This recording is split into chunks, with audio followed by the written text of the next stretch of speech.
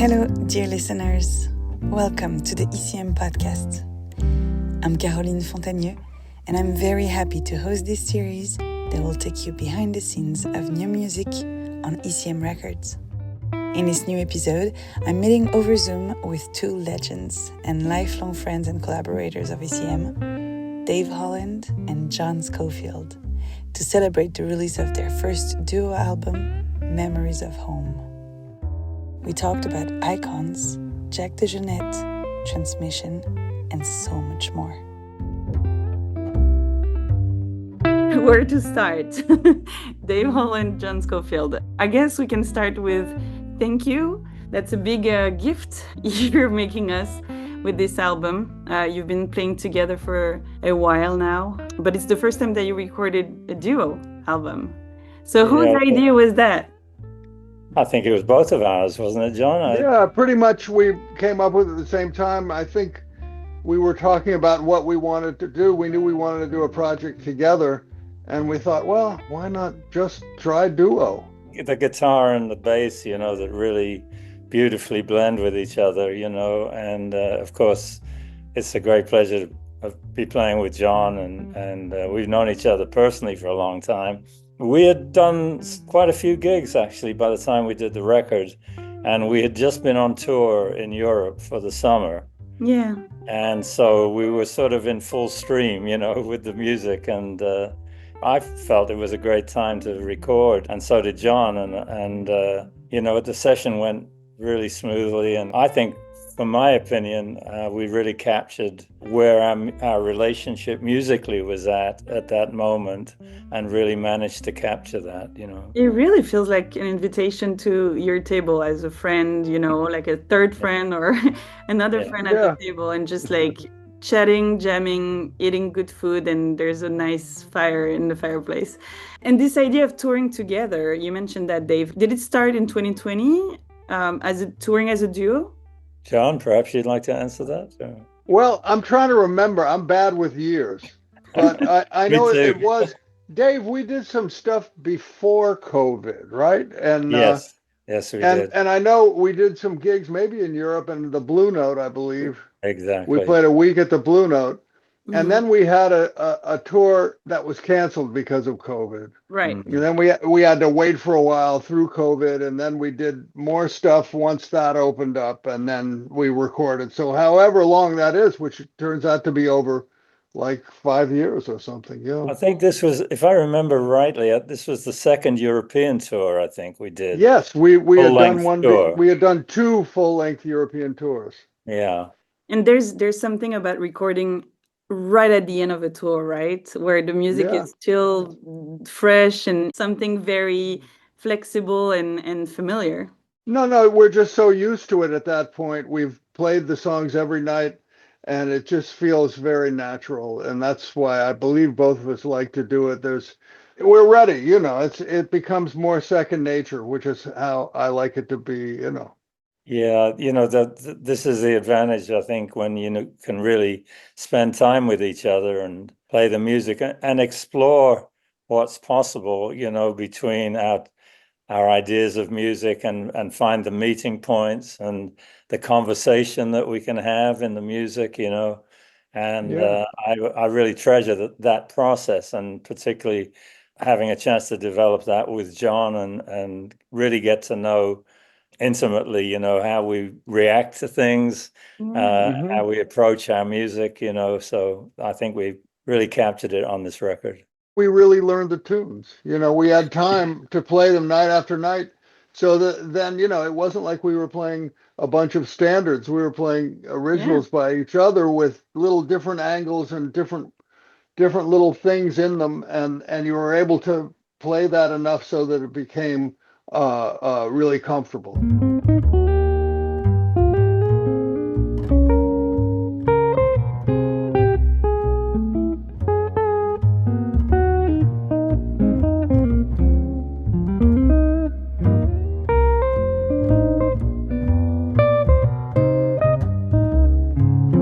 Dave, you're talking about a conversation. It's exactly what's going on here. And you've played in every formation and every band possible, in every venue, in every corner of the world possible.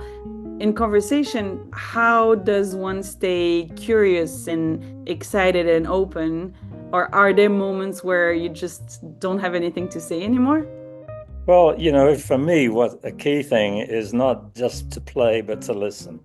And when you have two people that are doing that, which I think John and I approach music that way, it's like sitting with an old friend and just the conversation flows. There's a response and initiation as well, and answering. Sometimes one of us will play a support role, another time the other will.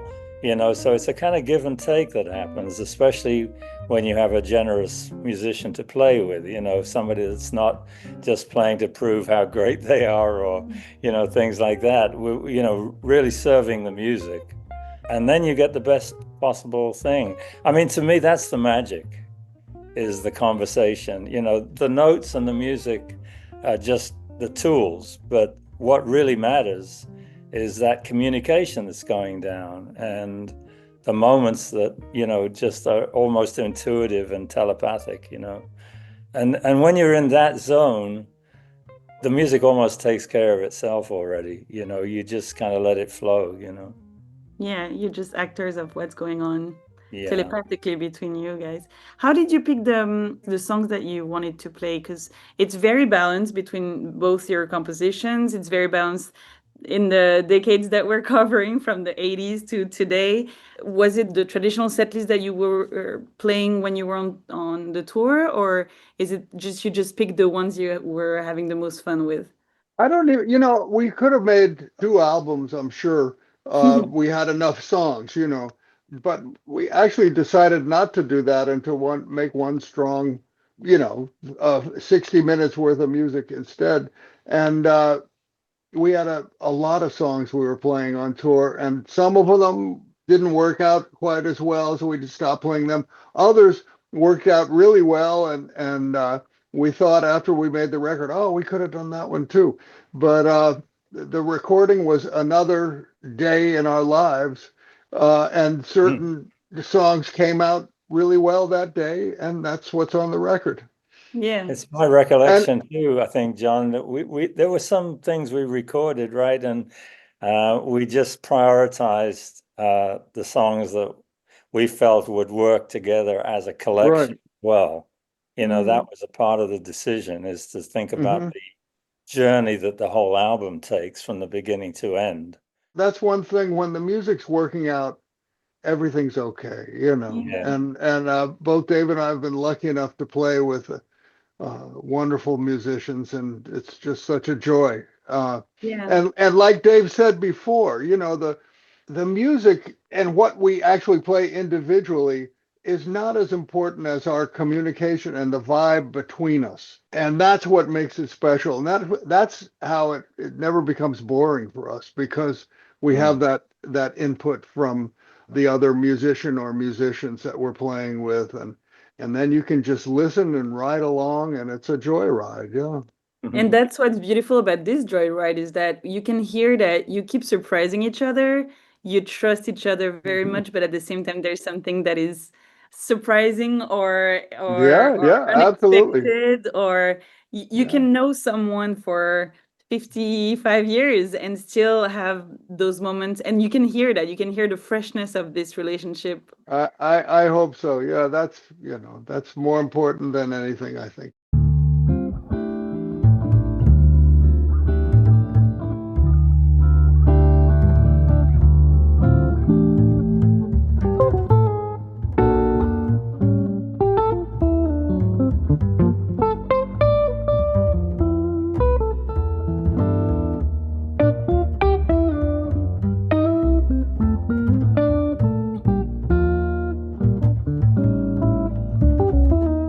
We're gonna go over some of the tracks. I don't want to go too literal about the titles or the tracks, but I just want to take a second to talk about Icons at the Fair, because that was a fun composition moment for you, John. Can you tell us the story of this track? Well, yes.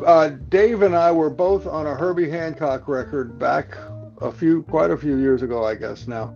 It was called The New Standards, and Herbie reharmonized a bunch of kind of pop tunes from the recent era, not from the American songbook. And one of the songs was his reharmonization of Scarborough Fair, Paul Simon.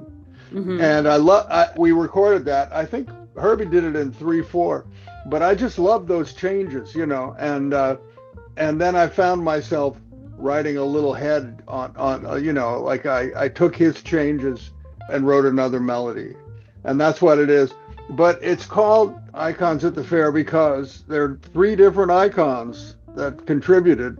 One, Herbie Hancock with his version of Paul Simon's song, which is number 2. And then when I wrote the melody afterwards, I realized that the first lick is really something I stole from Miles Davis, because he wrote it out for us when I was in his band. He wrote out a tune that had that little combination of notes. I said, oh, I got that from Miles. So there's 3 icons. Yeah, let's talk about Miles for a second. I mean, big presence in both your lives. So lucky to play with Miles, you know, and Dave and I have talked about Miles a lot. We used to talk, you know, with Jack DeJohnette, another Miles. You know, all of us who got to play with him felt really, really lucky to be there and to be part of it. And to have him think that I played okay was the biggest thing for me, because I was the hugest Miles Davis fan. Mm-hmm. So to have his support was really helpful in my what has been happening with me. I still think about Miles when I play.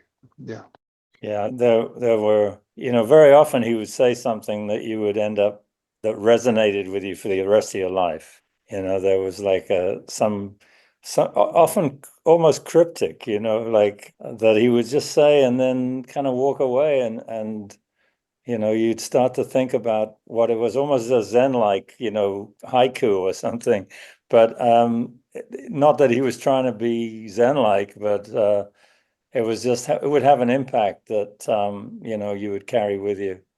And then the other thing was just the commitment, I think, and the presence that he had when he played. You know, he meant every phrase, every note that he played. I remember the very first gig I played with him in 1968. He used to have the bass right next to him, you know, and I was on the bandstand for the first time. And just the sheer presence of what he played and the sort of insistence that this is what it was going to be was just powerful, you know, powerfully made such an impression on me. That stayed with me a lot. Yeah.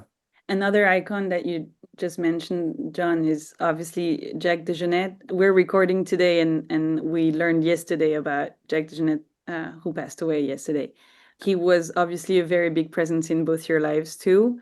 He also had this poetry and also wisdom when he was saying things. He was so good with his words too. And there's something that he said about the best gift that he thought he had was the ability to hear not only audibly but also with his heart. And there's something that resonates a lot with what you're saying right now about the dialogue and the conversation that you were having as a duo, but it also resonates with what you're saying about Miles, Dave. There's something about being present and hear and listen, which are 2 different words and 2 different concepts. And maybe one of the secrets is just to be able to practice both. Yeah, absolutely. Play and listen at the same time. It's really important. And Jack was so great at that, you know. And I just remember when I first would hear Jack, you know, with Dave on the famous records, because I didn't play with Jack until the end of the 70s. And hearing what Jack was playing, I was thinking, man, how am I going to play with this guy? Because I knew we had something coming up. How am I going to play with this? It's so free, you know, will I get lost or whatever? And then after we played, it was really easy to play with him. Then I realized that he will give you little signposts because he knows exactly what you're playing. Nothing confuses him because he's a melodic musician who knew all the notes, you know. You know, yeah, from the heart. That's a really good way to put it, because we want to play as much as we can from the heart, and Jack did all the time. You know? Yeah, amen to that, John. Just on a musical level, you know, I think one of the things that Jack contributed to the language of playing the drums was this idea of freeing them up from the convention. Every part of the drum set was used as a tone, and the rhythms came from every part of the set. It wasn't just that he was playing a certain beat on the cymbal and then you know, playing little things on the snare drum. It was all integrated in a way, but because of how he put it all together, it just left this, I don't know how to explain it really. It was a special sound. And I think he influenced so many drummers because of that, you know. I mean, his influences, of course, were people like Roy Haynes and Elvin Jones, and they also set that standard in place, you know. And Jack took that influence and then made it his own and added to it in his own way, and you know, and then influenced the following generations, which is how it works. That's how the music grows. We pass it on, you know. It goes from one to the other, from one generation to the other, you know.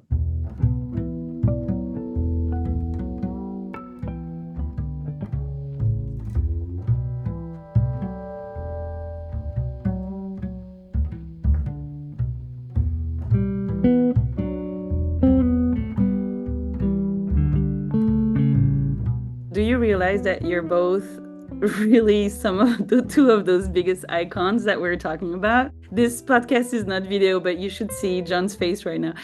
There's something about influence that you're talking about, Dave, here, where it's not just a generational thing. It's just about like the sound that you invented or the approach of your instrument that you're created that is, you know, diagnosed, and so many generations of instrumentalists are trying to, or not trying, but just like learning how to repeat and inspire themselves with. Yeah, you know, but it's just, I just see it as a continuity, you know. Mm-hmm. I mean, we all had our heroes and people that we, you know, were usually influenced by, and we learned from them. And then we tried to, you know, I wanted to play like Ray Brown desperately. I had to give that up. You know, there's no way I could. So, you know, once I, you know, realize that, then, you know, the next thing is you start to figure out what you want to sound like, you know, and that's the next step you take as a young musician. You know, you have the people that inspire you, and then you take the lessons you learn from that, and then you try and find your own voice. And you know, I don't think either John or I think much about icons or anything like that. I mean, I feel like I got a lot to learn. I think John feels the same way. You know, we're still in that frame of mind, you know, keep growing and keep moving. And I think that's a never-ending thing. Jack certainly was like that for the whole of his life. You know, he kept growing, kept trying new things. Yeah. And I had to mention the notion of icon that we're mentioning in this track. You're absolutely right. And last time we talked, John, we were talking about this concept of freshness, and this is exactly this. It's just the curiosity and keep going, and not just sitting and be like, I've done what I was supposed to do. Well, you know, the great thing about music is there's so much to learn. I'm sure I will never stop, you know, and there's so much out there, and sometimes it's a little painful to, this thing is weird, this is uncomfortable, but this is this thing in music, and then you try to incorporate it. That's still going on for me, and I know it's going on for Dave, you know. And as you can see with Dave, with all the different, you know, playing with Indian musicians and Spanish flamenco artists, as well as jazz and blah. And me too, you know, going into playing with some funk and jam band guys and blah, blah, blah, whatever. You know, it just doesn't seem to end, thank goodness. Because if it did, I don't know what I would do. How many docu-series can you watch, you know? It's endless, John, but let's not think about it. We're going over, again, decades of music and compositions over this album, but there's one track that was not recorded before. I think it's Mine Are Blues. Correct me if I'm wrong, but was it composed for this duo, John? Yeah, I wrote it. I think I wrote it for this duo. I can't remember because it's been like 5 years. But I wrote it and had never played it with anybody, and then wrote it for Dave. And I thought this would sound good where we both played the melody, which is the way we did it. Yeah. And then Dave, I remember, came up with a harmony. I thought, oh, this is so cool. Dave harmonized it himself. So he's not just playing the melody I played. Sometimes he plays a harmony part to it. Yeah. That's a fun tune to play. It's really, really great. Always enjoy that one, John. What's your relationship with writing? Like, is it something that you force yourself to do? Is it something that comes naturally every single day that you wake up? Is it, I mean, I run across this thing that Anthony Braxton told you, Dave, just write the way you play. Yeah. Can you comment on this? That was good advice. I mean, what I took that to mean was that you try and incorporate into your composition the concepts that you do as an improviser. Mm-hmm. And, there's a good example, I think, in John Coltrane's compositions, because he was writing music, particularly a good example is Giant Steps. This is quite a new set of harmonies that he incorporated in this. And they were harmonies that he'd been practicing. And then he wrote a melody to that. And that gave him a vehicle on which he could then execute his improvisations and develop them, So there's a kind of a symbiotic relationship. When John writes something, it provides a vehicle for, and when I write something, for our playing and how we want to play a particular way, so that's there. As far as the composition thing, sometimes you have a dry period, sometimes you have, well, I do anyway. There's times when you are lucky and a tune just kind of pops into your head and you get it done. And other times you might sit for quite some time working an idea out or something, and finally it coming together. So you just don't have to give up. That's the main thing. That was my question. When you feel like stuck with a composition, you don't give up. You just like wait until you're unstuck. Sometimes it's because you've got a preconceived thing you're trying to do, and then you have to stop doing that and say, okay, let me be more open to what else can happen. Or sometimes you write like 4 bars and then you can't figure out where to go next, so you put them away. And then you come back, 2 years later. I mean, I don't know about John, but I keep a little notebook of stuff. And sometimes there's, a couple of ideas there that I can build on that I thought of. And that's how it works. But, I think it takes a lot of just committing yourself to do it, and. It's fun. It's fun for me to play guitar every day. Just sit down and play. I love that and can get lost in that. While composition, to me, I have to really discipline myself to just do it. I don't think I've hardly ever written a piece when I didn't have to, And it started when I would have, okay, I'm playing in this group and they are accepting original material, years ago. I'll write a tune for that gig, Or I would get a recording and I said, holy smokes, what are we going to play? And then you have to write. And it turns out that you put in the time and you'll get the results, but it's not always a joy. Sometimes it's really work and you have to say, oh, that's no good. And the next day go back to it and something comes up,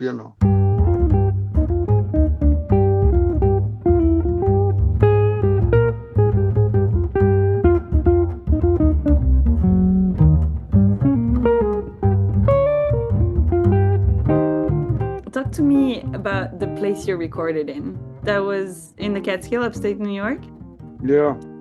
Yeah, it's a studio owned by a musician, actually. He's a bass player. He plays some guitar as well.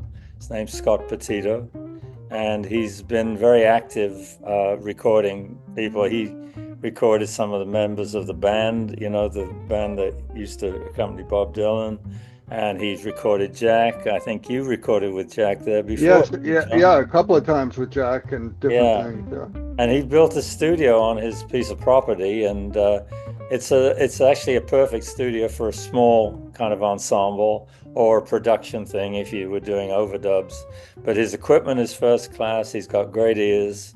Is very fast when he works, but thorough, and does a great job. And I've done a few projects there already, and He's really a joy to work with. So a very nice relationship working with him, I think, you know. Yeah, do you have any absolutely. specific miking or sound preferences, or is there something that makes it a little bit more special when you have that kind of mic? You know, for me, and this may be different for Dave, I leave that up to the engineer because we are lucky enough to work with these great engineers. Like Scott Petito is a musician, and he already kind of knows how he would like to mic you before you even get there because he's had this experience miking guitars and basses and instruments. And that's the same with all the guys that and Dave and I have both worked with James Farber and Joe Furla a lot, these guys in New York. So I don't even know what kind of mic he used, although I know the cheap Shure mic, the 57, it ends up sounding really good, you know. Yeah. Nice thing with Scott, I mean, as John says, he already knew more or less how to do it, and but he was open to suggestions if we had some. In the mixing, John, I mean, we had some suggestions about what we wanted to do in terms of sound quality and balance, and I don't want to get too technical, but the panning, where the instruments sit in stereo, and these kind of things, and we relied on him to kind of execute some of the ideas, or say, oh, how about this though? Maybe this is better, So there's a nice give and take, and that's what you want with an engineer. You tap into their experience and what they can do, but you also hope that they're open to some suggestions, and if they think it's a bad idea, they'll just tell you.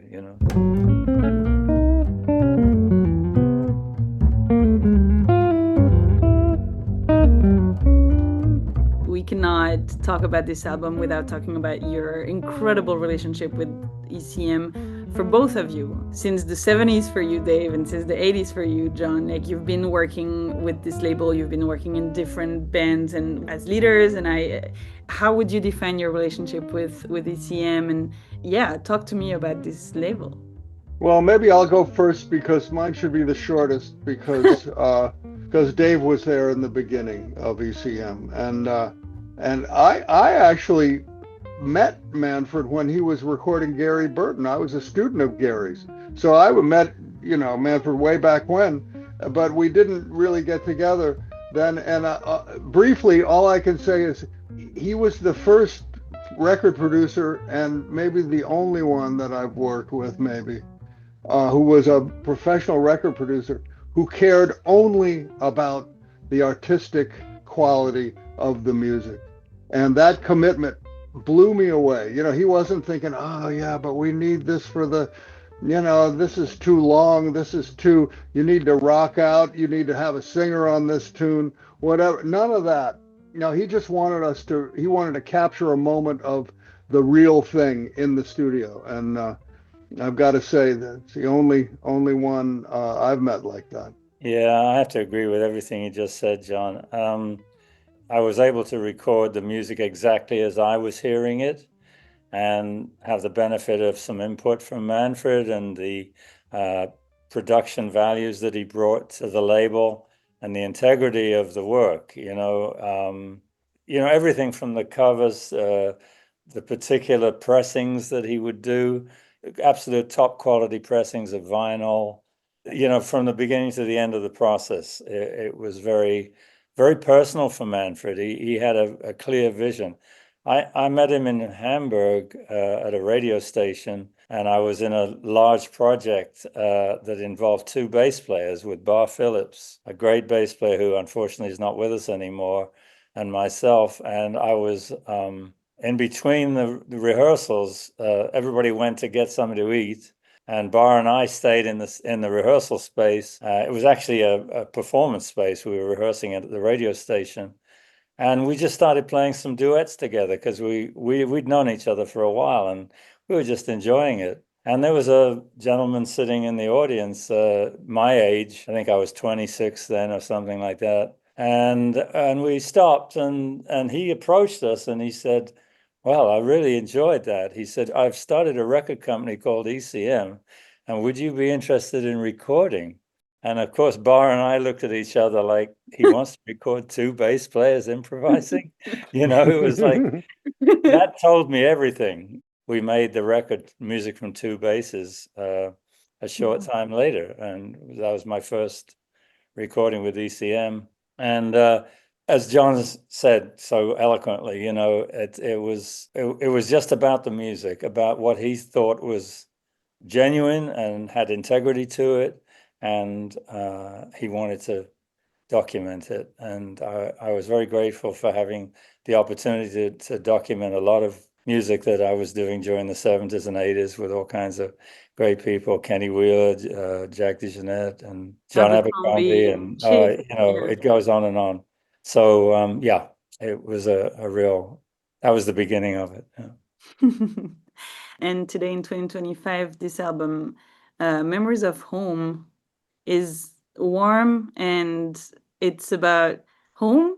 I mean, the feeling of home, the feeling of friendship, the feeling of a nice moment with someone you trust and someone you care about. And it feels so relevant today. So thank you for this, because that's all we need right now. It's music and friendship. I agree with that. Yeah. It's a very, very generous music, and it's as simple as that. It's just 4 hands, 10 strings, and 2 hearts. That's beautiful. Thank you. Thank you so much, Dave. Thank you so much, John. It was a pleasure talking with you. Thank you, Caroline. Thank you so much. Thank you. Thank you, Dave. Safe travels out there. Same to you, John. and have a good month off. I can't wait till we play again. Oh, we'll be doing it soon, I'm sure. Thank you. All right. Bye. Bye.